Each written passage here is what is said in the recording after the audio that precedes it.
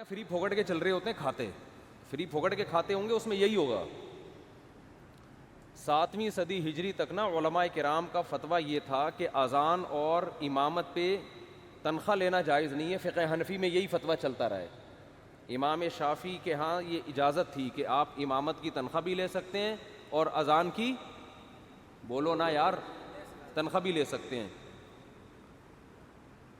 لیکن فقہ حنفی میں تھا کہ امامت، اذان، قرآن کی تدریس، مذہب کی تدریس، اس پہ تنخواہ لینا جائز نہیں ہے۔ ابھی بھی آواز صحیح نہیں ہو رہی، فری پھوکٹ میں ہے نا۔ علماء نے جب دیکھا کہ لوگوں کے حالات بدل رہے ہیں، وہ دین کا جذبہ نہیں رہا لوگوں میں، تو فقہ حنفی ہی کے علماء نے یہاں امام ابو حنیفہ کے قول کو چھوڑا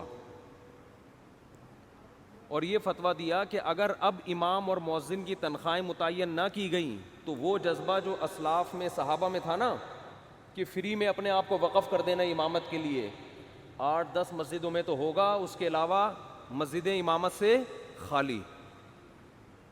تو دین کو بچانے کے لیے فتویٰ دیا کہ بھائی امام کی بھی تنخواہ ہو، مؤذن کی بھی تنخواہ ہو، مدرسے میں پڑھانے والے استاذ کی بھی تنخواہ ہو، تو یہ ادارے چلتے رہیں گے ورنہ برباد ہو جائیں گے۔ اور بھی بڑا اچھا فتویٰ دیا، اس کی وجہ سے الحمدللہ مسجدیں محفوظ، کیونکہ اب امام کی تنخواہ ہے تو وہ پابند ہے۔ تنخواہ نہ ہوتی تو 2-4 تو پابندی کرتے، اس کے بعد سب کہتے ہیں یار ہمارا پیٹ ہے، ہمارے بیوی بچے ہیں، ہم کے ہدیوں پہ پلیں گے کیا؟ وہ جا کے کمانا شروع کر دیتے۔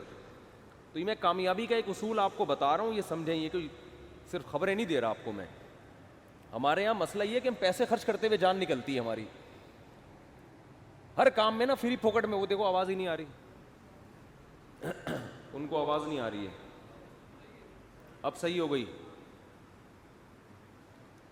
تو ہم نا ہر کام میں چاہتے ہیں کہ پیسے بچائیں اور فری میں کام ہو، اس کا پھر یہی حشر ہوتا ہے۔ جب دین کا کام نہیں ہو رہا،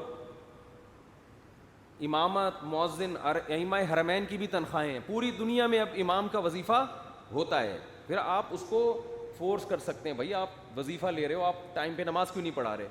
مؤذن کو آپ فورس کر سکتے ہو کہ بھائی وظیفہ لے رہے ہو، آپ ٹائم پہ اذان کیوں نہیں دے رہے؟ اگر وہ وظیفہ نہیں لے گا، اذان نہیں دے رہا، آپ کو بھائی اذان کیوں نہیں دے رہے ہو، کہے میں کیا تمہارا کھاتا ہوں جو مجھ سے پوچھ رہے ہو؟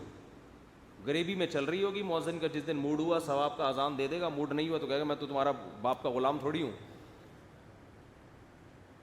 تو جو علماء حالات کو جانتے تھے انہوں نے کیا فتویٰ دیا کہ بھائی اب نہیں چل سکتا یہ معاملہ، اسلام کو بچانا ضروری ہے۔ تو اسلام کے بعض احکام ایسے ہیں تو تغیر زمان سے تبدیل ہو جاتے ہیں۔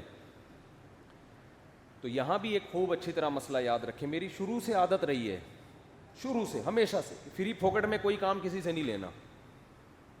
جو خود سے کر رہا ہے تو ٹھیک ہے، نہیں تو جب ہم رکھیں گے تو پیسے دے کے رکھیں گے، ورنہ نہیں، یا ورنہ پھر رکھو ہی نہیں، پھر ایسے ہی چلو۔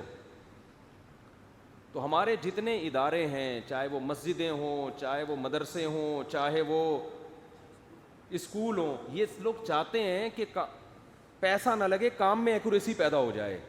ایسا نہیں ہوتا، سمجھتے ہو؟ تو روکڑا خرچ کرو بھائی۔